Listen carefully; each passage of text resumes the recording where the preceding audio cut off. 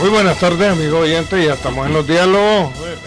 Quería antes de iniciar agradecer a doña Silma Quintanilla por el regalo que le hizo a este espacio de 2 días que son comodísimas. Bueno, estamos en época navideña, ya están las cabañuelas.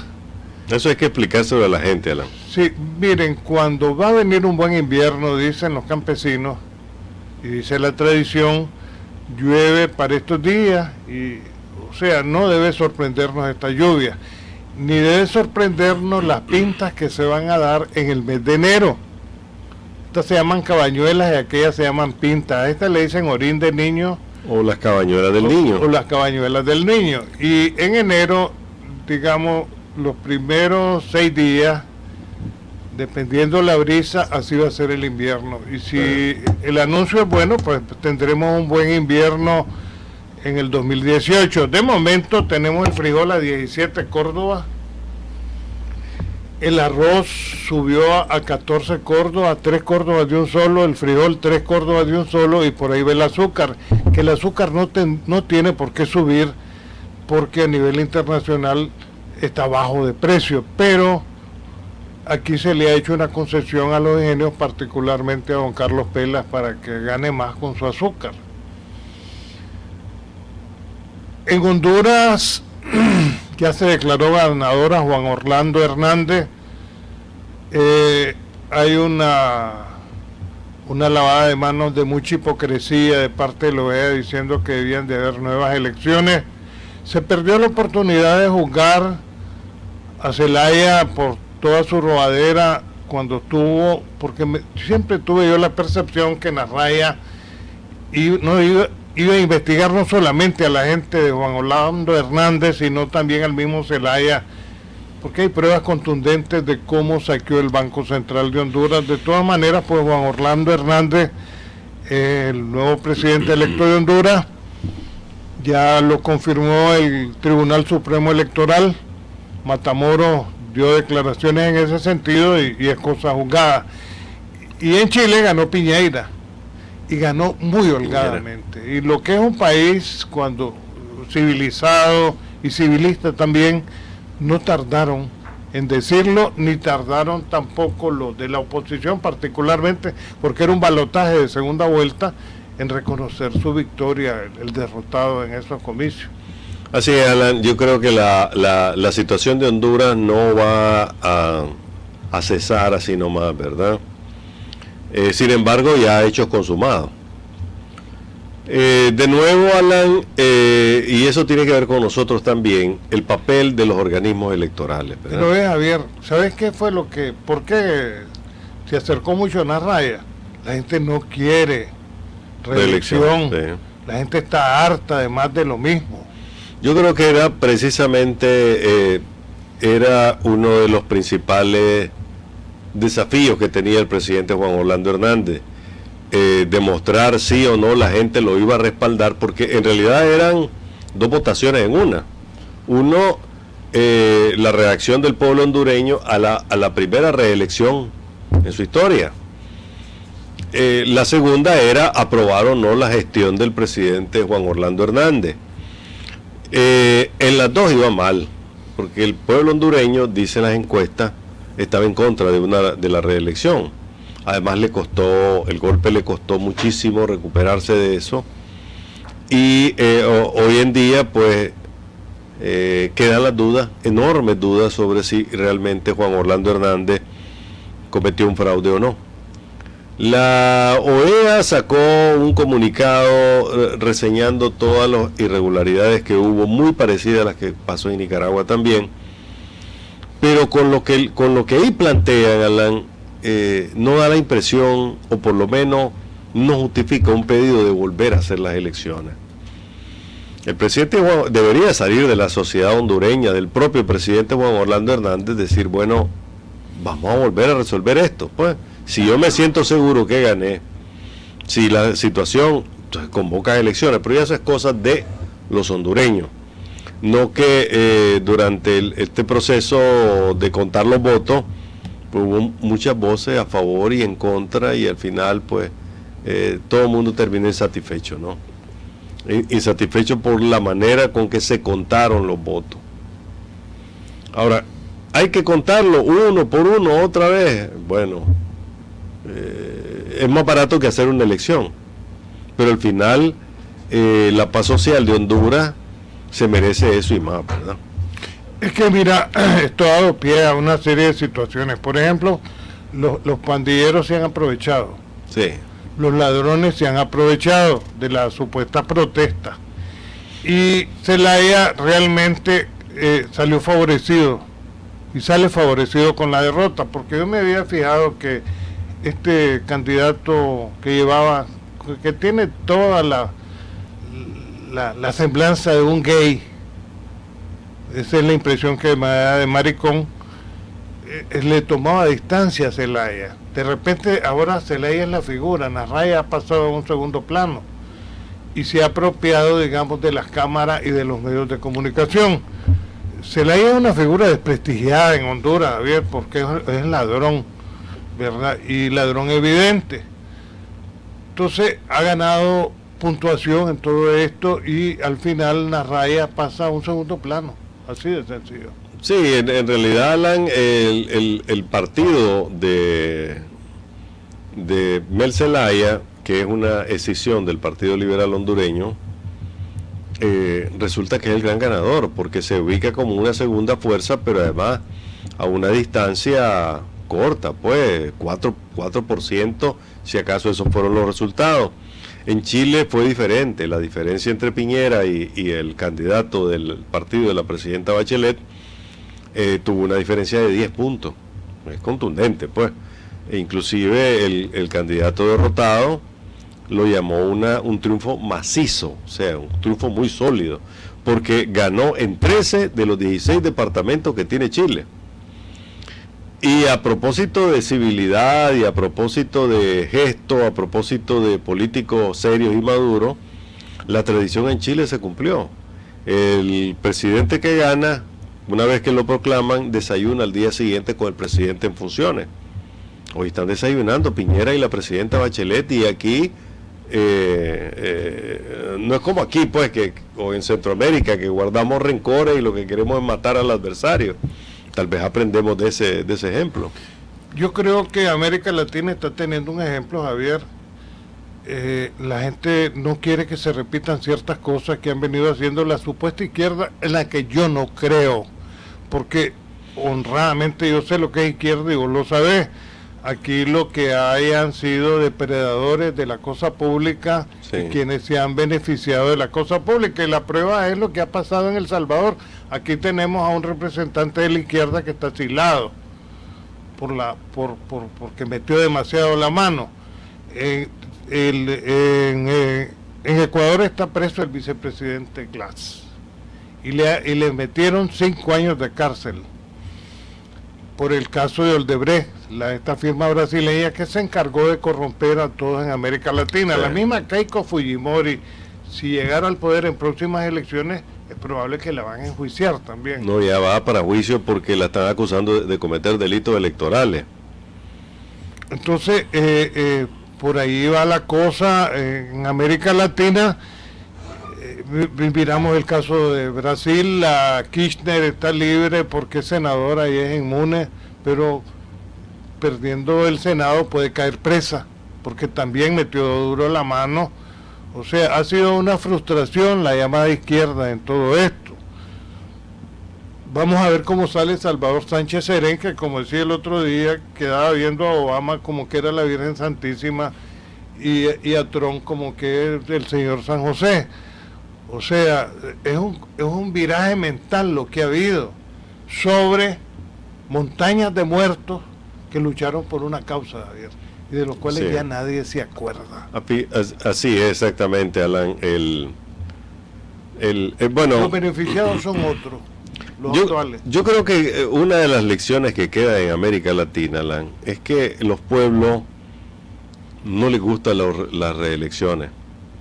Y Juan Orlando Hernández, pues, probablemente ganó o probablemente hizo fraude, pero la forma en que ganó, si es que acaso lo hizo de esa forma, queda en duda. quede en duda, y yo pienso que el pueblo hondureño también tenía una dicotomía. Por un lado, el presidente Juan Orlando Hernández no fue un buen administrador, más bien hubo fuertes acusaciones de corrupción. Luego el expediente de la reelección, que además ni siquiera fue una reforma constitucional, Alan, fue una consulta a través de la Corte Suprema, igual que aquí. Parece que estuvieran viendo el modelo en Nicaragua. El modelo lo da Arias, Javier. Él es el que se paseó en todo esto. Sí, eso es cierto. ¿Verdad? La supuesta Suiza centroamericana. Que se esté yendo al carajo. Después vamos a hablar más adelante de cómo los narcos se están apoderando de ese país. Pero volviendo al tema, Alan, el presidente de Bolivia, Evo Morales, creo que está cometiendo un error también al lanzarse a la reelección después de 2 periodos en que le ha ido más o menos bien. Las encuestas siguen insistiendo en que el pueblo boliviano no quiere la reelección. Los números del presidente Evo Morales no son buenos, solo un 35% de aprobación tiene de su gestión. Y parece que fuera una consigna, pues, de todo lo llamado gobierno socialista, que es que hay que convertir la reelección en un instrumento para seguir manejando el poder. La verdad, te la planteaba hace un momento, Javier, son montañas de cadáveres. Aquí la lucha de los 80 fue terrible, Javier. Y habían ideales en esa época. Ya de los muertos ya nadie se acuerda. Sí. Ya no, habían prominentes figuras, digamos, que murieron por la causa revolucionaria, pero ya nadie los recuerda. En Honduras la democracia tiene un costo. Yo me acuerdo de un médico que encabezó un movimiento guerrillero, el ejército no dejó ni uno, se lo voló a todos. Si fue en El Salvador, fue una guerra muy sangrienta, Javier. Aunque una golondrina no hace verano, el jefe de los Tupamaros llega al gobierno en Uruguay, pero cumple su periodo y se va. Sí, interesante. En el Brasil también. Ese es Mujica, está hablando de Mujica. Sí. En la época de Joao Goulart, que lo antecede Yaxelino Kubitschek, que muere, ¿verdad? También hubo una guerrilla muy fuerte, pues, sin embargo ha logrado avanzar la democracia en Brasil. No es que la presidenta Rousseff fue guerrillera también y participó en acciones militares. Vuelve a fallar la cosa en Venezuela, y tuvo Bandera Roja, que fue un movimiento guerrillero bien fuerte también, Javier. Era prochino. En el caso del Perú se dan bandazos en todo esto, porque ahí estaba Sendero Luminoso, y es cierto que se eligen presidentes, pero al final están corruptos. En el caso de Guatemala, bueno, estuvo Marco Antonio John Sosa y Luis Turcios Lima, que los dos ofrendaron su vida por una causa, ¿verdad? Y ha pasado lo que ha pasado con presidentes que incluso están presos. En Panamá no hubieron guerrilla. Sin embargo, estuvo el movimiento encabezado por este general que recientemente murió. Omar Torrijos. Ah, no. Torrijos es uno, el otro. Noriega. Después de la muerte de Omar Torrijos, sucede Rubén Darío Paredes, pero Rubén Darío Paredes cumple su parte y se retira. Pero Noriega quiere quedarse y llega con un machete diciendo que los gringos que se metan van a morir a machete. Solo me acuerdo también, o aquel relacionista público que tenía el de Irak, o sea, y que decía que iban a pasar a cuchillo a los americanos, y los americanos estaban con un tanque, se le acabó la conferencia porque cañonearon el hotel a donde estaba. O sea, se ha echado a perder todo el idealismo de Lázaro Cárdenas, el idealismo de mi general Pancho Villa, que es mi personaje, de Emiliano Zapata, etcétera. Y entonces se convirtieron en burgueses. Y solo me recuerdo aquí, Javier, cuando triunfa el Frente Sandinista y derroca a Somoza. Agarraron los uniformes de los guardias así sudados y hediondos como andaban, se los pusieron. O sea, lo que querían era eso. Sencillamente eso. Y hemos visto, digamos, gente de ideales como el salvadoreño que está aquí, que era periodista. Funes. Mauricio. O sea, llegaron para enriquecerse. En México, el Partido Revolucionario Institucional, que supuestamente es el heredero de la lucha de Villa y de Zapata, lo que llega es a enriquecerse manejando el lenguaje revolucionario. Gente como López Portillo, que realmente hizo un edificio que decía JLP con sus iniciales vistas desde arriba, excentricidades de millonarios. En Cuba las cosas están cambiando, Javier. Ya no es el revolucionarismo del 60, el 70 y el 80. Están volviendo a la forma burguesa, como ha pasado en China también. China, digamos, manda el Partido Comunista, pero es un país tan capitalista como los Estados Unidos. Incluso hasta han creado una nueva moneda para antagonizar el dólar, que no creo que dé ningún resultado. Pero realmente los idealismos así quedan. Y se me va a la mente. Vos debes de haber conocido a esta gente.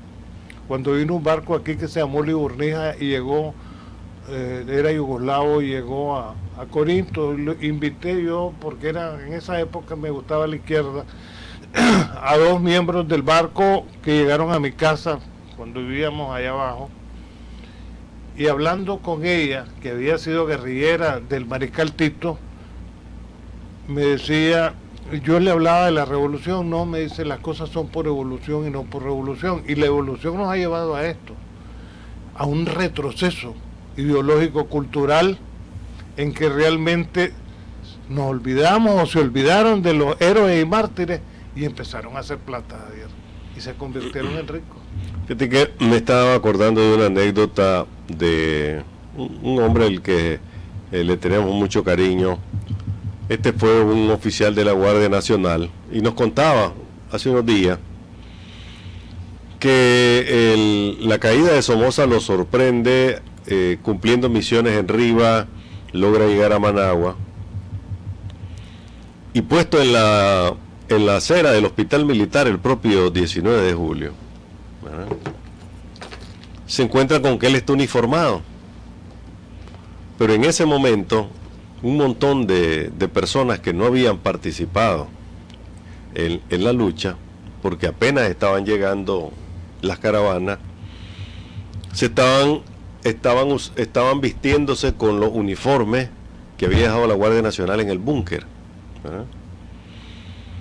Entonces, de repente dice, esa gente que no había participado ya andaban uniformados y parecían guardia. Se parecían a mí, dice. Entonces lo único que hice fue, alguien pasó, me dio un pañuelo rojo y negro y me lo puse, como un mecanismo de sobrevivencia, y sobrevivió. Se asiló, se fue del país, pero los que habían llegado a ponerse los uniformes al final fueron la clase gobernante de los años 80, o una parte de la clase gobernante de los años 80, que no les costó mucho. Y probablemente por eso, como no les costó mucho, vieron la revolución como un mecanismo para cambiar su vida, no cambiar las vidas de los demás. Sin embargo, entonces esa fue quizá la primera purga que hubo, entre comillas, en el Frente Sandinista, cuando la gente que no participó se quedó con la gloria y se quedó con los mejores puestos, porque muchos de ellos eran campesinos, gente iletrada o gente con pocos estudios, y comenzó a gobernar la revolución. Luego, ahora tenemos una purga mucho más terrible, la que se está experimentando ahorita, en donde los viejos cuadros han sido totalmente marginados, ya no funcionan, ya no sirven.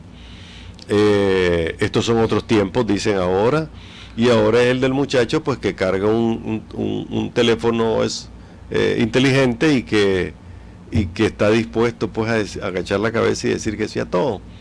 Realmente eso no es ser revolucionario, pues eso no es fomentar una revolución, y se lo digo porque yo he estado en algunos debates en donde, o por lo menos los he visto en las redes sociales y en otros lugares, en donde con qué facilidad un miembro de la hoy Juventud Sandinista o miembro del Partido Sandinista le dicen a los viejos cuadros: usted es de derecha y usted es somocista.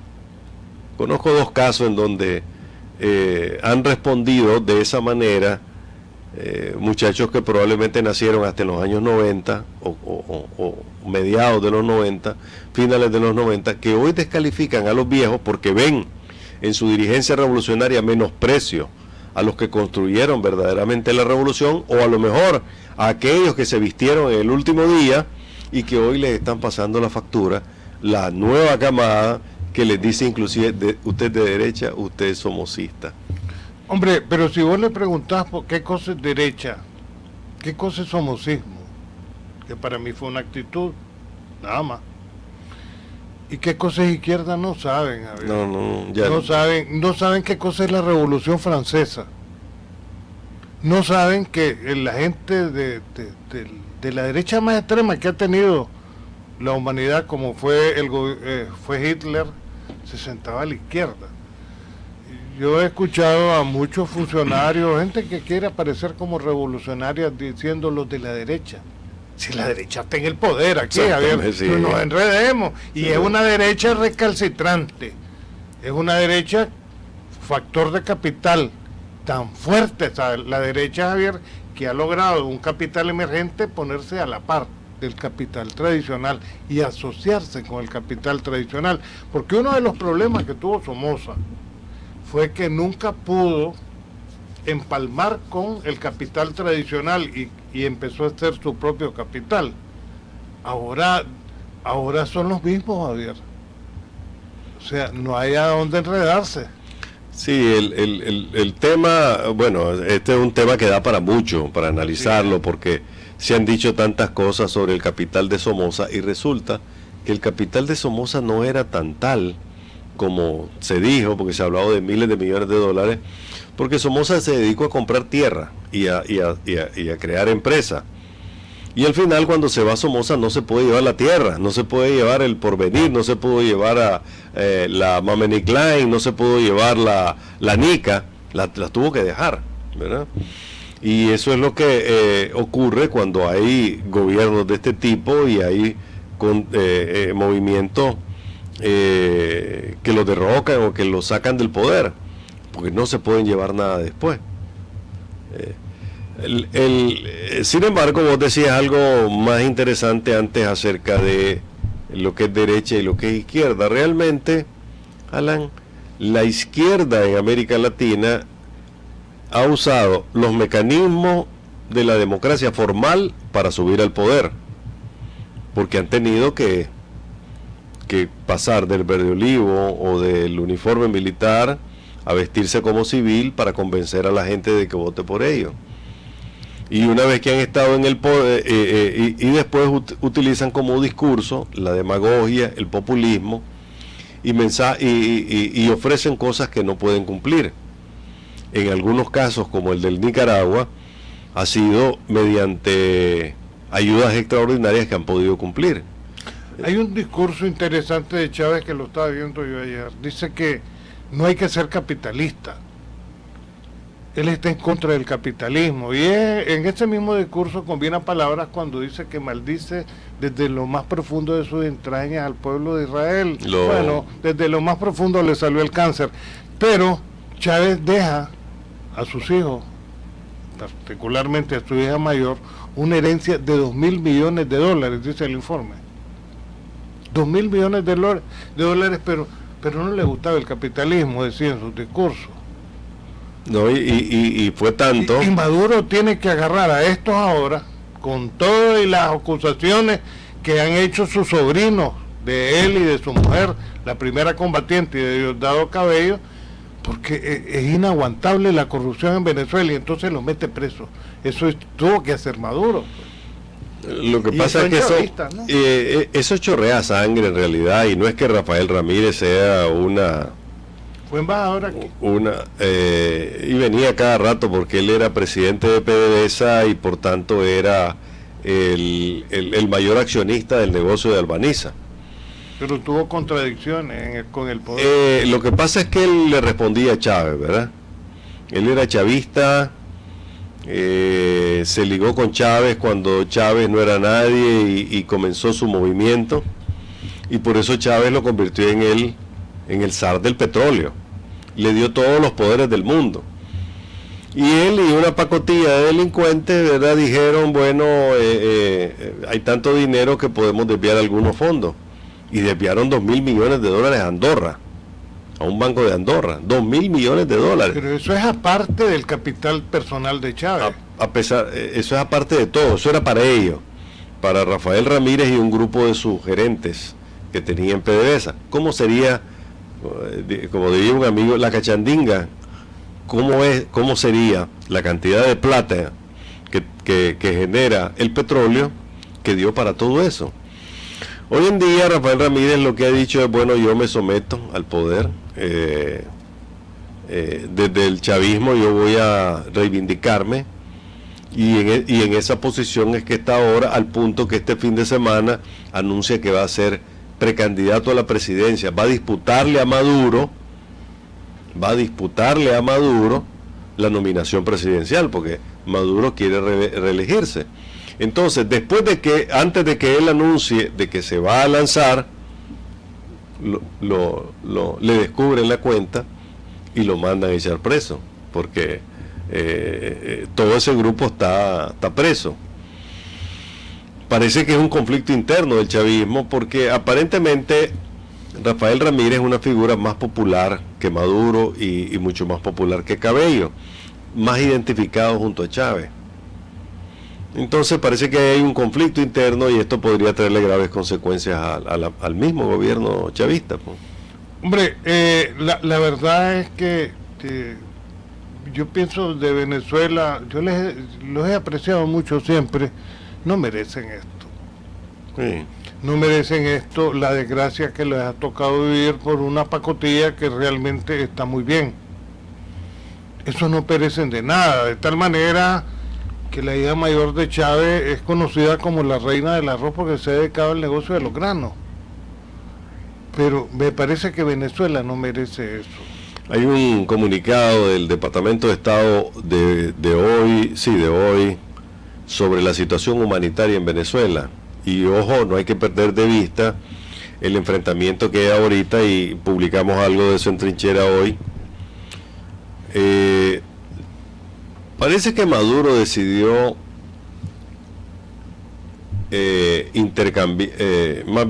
Maduro decidió vengarse de la captura de sus sobrinos, capturando a un pastor o un líder mormón, que llegó a Venezuela a casarse con una venezolana, se casa con ella, 2 días después lo echan preso y lo acusan de tener un AK-47.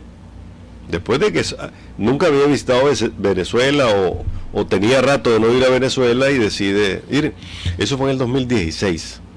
Desde entonces ha estado aislado. Coinciden las fechas con la captura de los sobrinos de Maduro. Y eso tiene ahora intenciones de nuevo a Estados Unidos, porque la madre del mormón se ha movido mucho y está moviendo la opinión pública de Estados Unidos. Y todos conocemos que cuando hay situaciones como esta, los gobiernos norteamericanos suelen ser muy sensibles.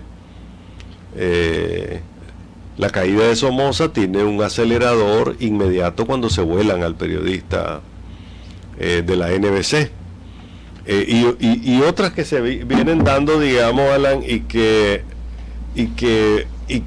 muestran, digamos, de alguna forma que el gobierno de Estados Unidos no está sordo ni está alejado de la realidad en Venezuela. Sin embargo, hay muchos que lo acusan, Alan, de no actuar como debe, de no haber realmente compartido o no haber reaccionado debidamente, y que Venezuela lo han dejado ir, lo han dejado correr, y esto ahora le está pasando una factura penosísima, terrible al pueblo venezolano, Alan. Hombre, hay 2 mensajes Roberto Cisneros Torres, saludes a hablar de la policía, de las multas, dice. Y Bismar Márquez dice, muy penoso escuchar de ciertos nicaragüenses en su propia tierra hablar mal de su país y de las obras de infraestructura pública que desarrolla su gobierno. Ticos que han visitado Nicaragua comentan en positivo cómo poco a poco sale del fango, con el esfuerzo de todos los que llevan en su corazón el espíritu nacionalista de sus ancestros, como dirían Gen, Celedón, Darío y Sandino. Bueno, ahí tenés un punto de vista, pues, obviamente sandinista, ¿no?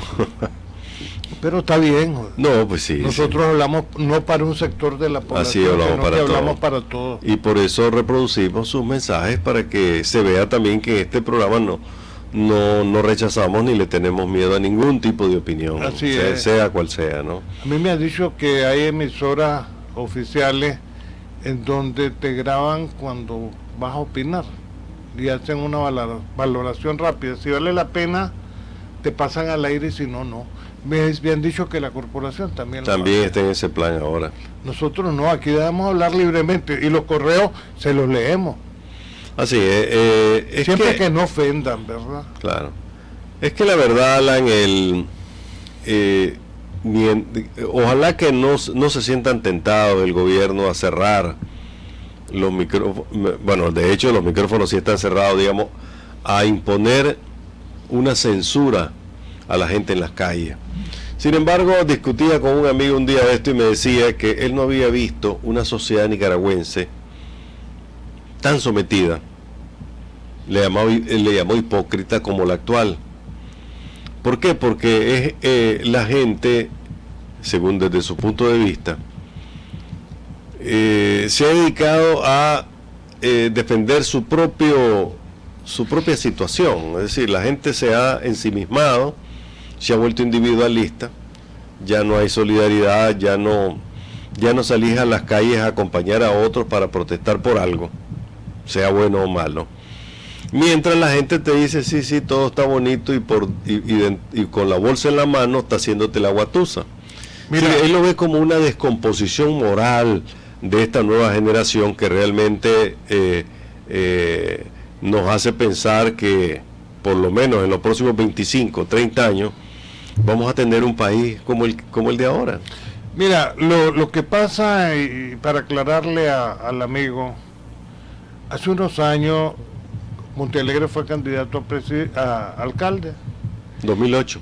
Y cuando la gente está enardecida porque hay un fraude electoral en que se alega que él le ha ganado a Alexis las elecciones, Montealegre dice, está la gente frente al consejo, es que yo tengo un almuerzo, dice, con los embajadores y ya me voy. Ahí la gente se decepciona. Antes había habido un enfrentamiento en la casa donde estaba Montealegre. Entonces, ¿qué pasa con el liderazgo opositor? Y se lo aclaro, nos ha decepcionado a todos. Sí. De tal manera que nos ha vuelto indiferentes. Gente como Montealegre, gente como Enrique Bolaños y otros parásitos y microbios de este país. Y la gente se volvió indiferente, cada quien anda buscando el pan nuestro de cada día y cómo sobrevivir, Javier.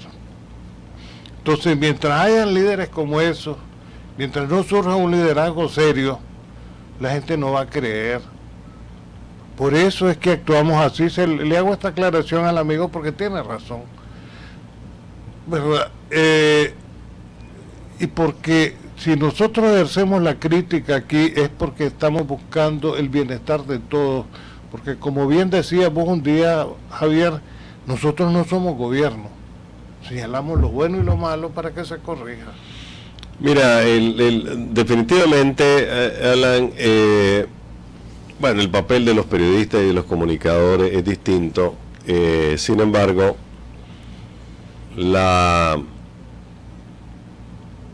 lo que está ocurriendo con nuestra sociedad realmente merece un debate más amplio desde los medios para sacudir a la opinión pública, ¿no? La gente te dice lo que quiere, lo que vos querés escuchar, y se lo dice a uno y se lo dice al otro. La gente, porque hace rato las encuestas están diciendo de que la gente no opina en grupos cuando hablan de política, que la mayor parte se retira y otros se callan.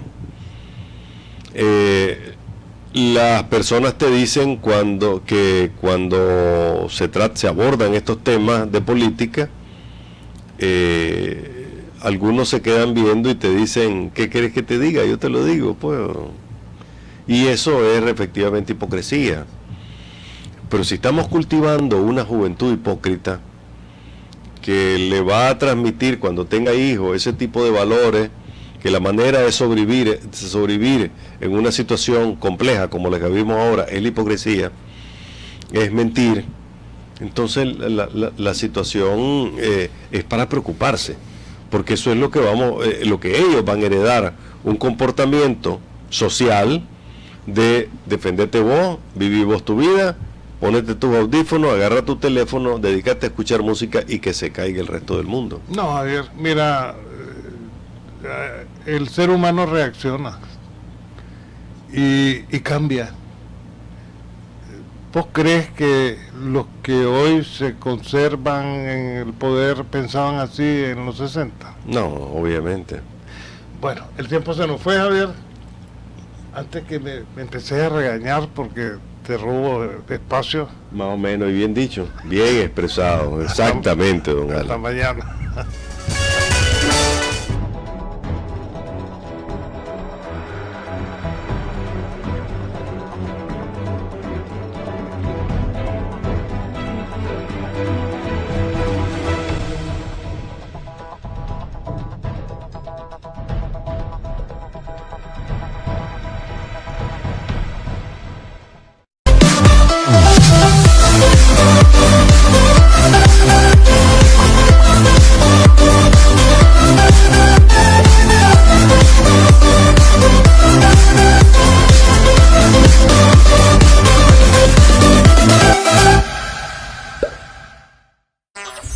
La Calle, el único semanario con circulación a nivel nacional, con deportes, sucesos, farándula, pasatiempos, horóscopo, la modelo de la semana para coleccionar. Todo lo que acontece en el país y en tu barrio. Pedida por 5 pesitos. La Calle.